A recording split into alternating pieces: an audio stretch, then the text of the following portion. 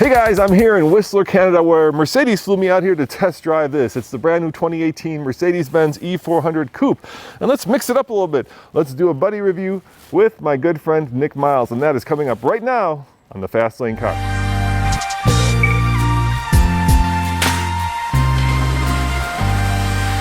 All right, Nick.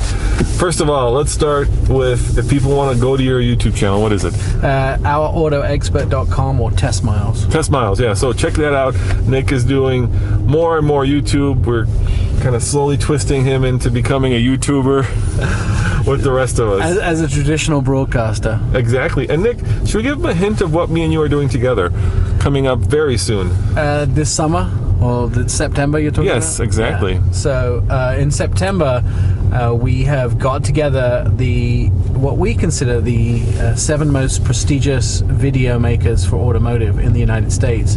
And as a group, we are going to be reviewing the 7 best performance cars and the 7 best performance SUVs that we feel this year. I mean, we have a whole palette to choose from. We do. But we have chosen the cars that we feel are the best, which I'm sure you will have no comments or arguments whatsoever on YouTube about how great they are. So speaking of performance cars and performance SUVs, we're in the E400 Coupe, or do you say Coupe, Nick? Coupe, absolutely. Coupe. Right. The Coupe is like a Porsche and a Porsche.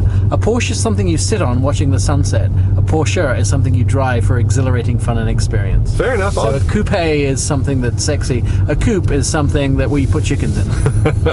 Under the hood of this new E-Class is a carryover 3-liter that puts out 329 horsepower and 354 pound-foot of torque. It has made it to a brand new 9-speed automatic transmission, and in this case it powers all 4 wheels. And Mercedes-Benz says that this year's model is a second faster to 60 with this 4MATIC 0 to 60 5.2 seconds.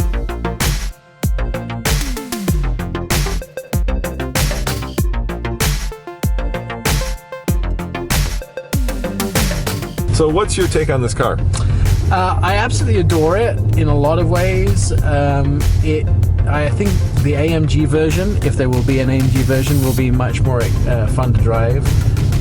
It is fun to drive, but I want more fun to drive. I feel a little bit like I want an absolute rocket ship out of this, though.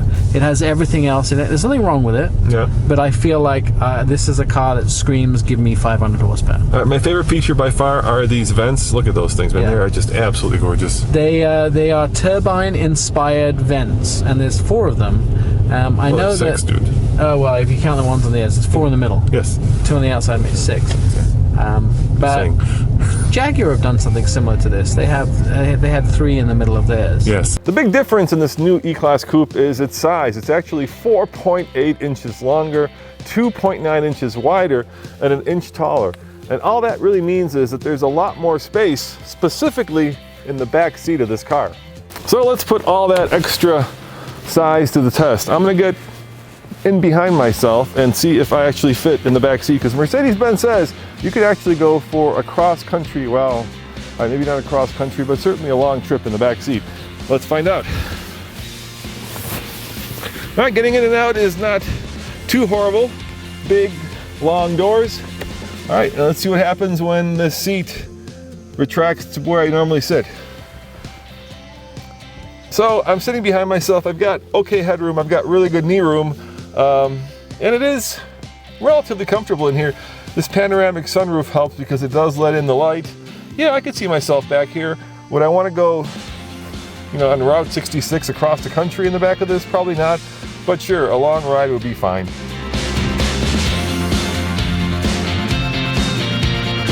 And this car is just full of Mercedes technology, all the latest technology, including some really cool stuff. For instance, do you know that this car can talk to other E-Class cars? Yeah, and I like that idea. I wish it would talk to other cars in general, but it just talks to other E-Classes right now and lets them know about things. For instance, the car ahead of you is broken down, or there's an ice patch coming up. That's cool. If you're going down this hill in wintertime and you hit ABS, the car knows that there's some kind of an icy road, and it will let other E-Class cars know that that is also the issue here, so that if you're another car, you won't, of course, hit it and go creaming off the road. This is awesome, but does it create an exclusive club? Well, the idea eventually is to not just talk to only E-classes, but all Mercedes and all cars, right? In a world of autonomy, self-driving cars should be able to talk to themselves, right? So that they can better coordinate between That's a feature themselves. we haven't seen, we haven't really seen before. Nope. And it does it through the cloud, right? Right. Some of the other features we've seen before, but not all together in one package. Yeah. So we've seen these screens, which are amazing. Yeah, we haven't seen them in 12.3 inches? Yeah. Two 12.3 inch screens. Yes. And one is an option, which is the gauges. But the navigation one is standard, right? Yes, and you can configure them. There's a classic, there's a sporty, so you can kind of get... Change the gauge cluster, how it looks. Yeah. The crease is dead. Mercedes calls the new design language for the E-Class sensual purity. What is sensual purity? Well, there you have it. It is a car that flows. It is a car that is sexy yet elegant. I think I said that right. Anyway, it's very subjective, so I'll leave it to you to decide if you like the sensual purity of the new E-Class Coupe.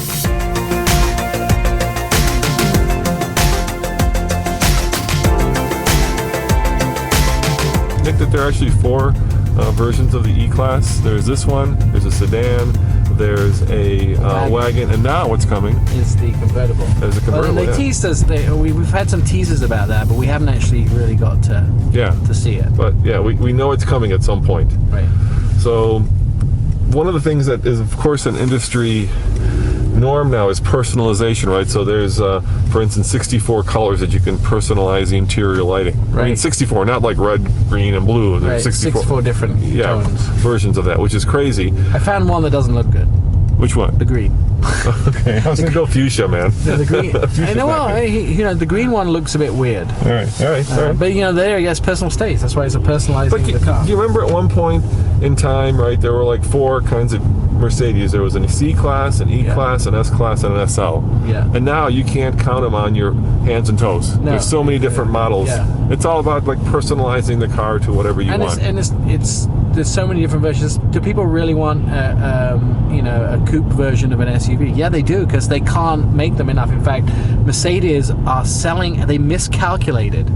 This is a German company that never makes mistakes. They miscalculated how many cars they're going to need, and they underproduced this year. Wow. And they are the #1 seller of luxury cars in America right now. Yeah. Competes with cars like the 6 Series, maybe an A7 if it didn't have the hatchback. But it's not cheap, Nick. It starts at just under 60. And this one, dude, how much is this one? $90,000, Betty. Right? It's 89 and a lot of change. Yeah, that ain't chump change, is it? Yeah, it's that's more than some houses are worth in some areas of the world. It's true, and of course it'll be available at your local Mercedes-Benz dealership this summer. Yep. So coming up very soon. So what does this Mercedes-Benz E-Class Coupe compete with? Well, if it had a hatch, it would compete with the Audi A7, but it of course competes with the BMW 6 Series, and well, it's pretty rarefied air.